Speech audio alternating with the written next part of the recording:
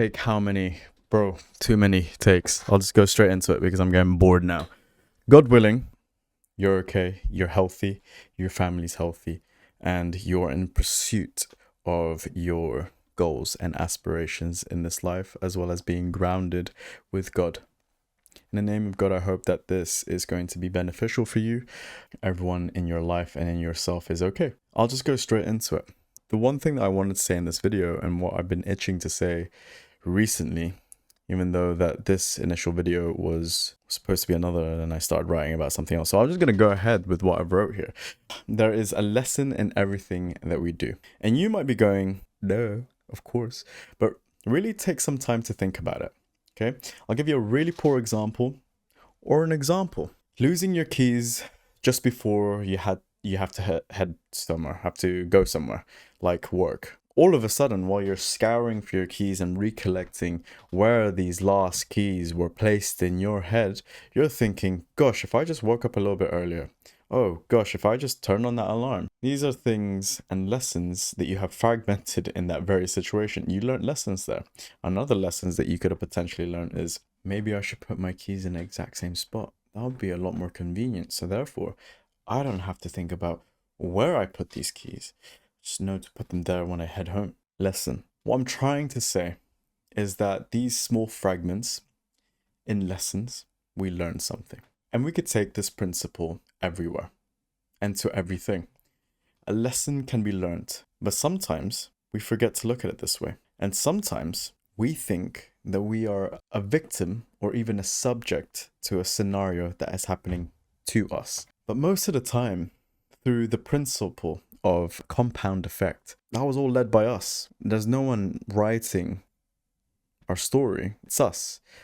So the main premise that I'm trying to get at is always, and as much as you can, in every facet in our lives, look and search for lessons. There's a lesson in failing your test, a lesson in breaking your phone when you dropped it, a lesson in wearing poor choice of clothing when it's really cold outside. A lesson is everywhere, whether we like it or not. But we have to make sure that we tune ourselves to this frequency, because without this, you'll inevitably find yourself thinking that you're a victim to your life. You're a victim to this situation. You're a victim to the grades that you achieved. You're a victim to the financial situation that you've ascertained. You're a victim to the injury that you just incurred. You're a victim to the heartbreak that you got yourself into, the relationship that you've entered. We are in control of the lessons that we learn here. So the main thing is be a proactive seeker of lessons. Just be a naturally curious person. I find that when looking for lessons, rather than the result of X, Y, and Z, you improve. You look at things in a different dimension. You even sometimes look at yourself and look in a third person perspective, and you actually see a larger field of view. Well, for me, when I've learned this, is that you're less overwhelmed with everyday pressures, and you take every day as a lesson. For example, as a personal thing at work, if I don't hit my quotas, I am feeling like shit. So I could get myself bogged down by this information and get myself stressed out about the lack of my performance. However, there's a lesson there. There's a lesson in what I should have done the week before, how much prospecting I've done, or this, that, and the other. There's a lesson in practically everything that I've done there, because everything that we do has a compound effect to a result of something.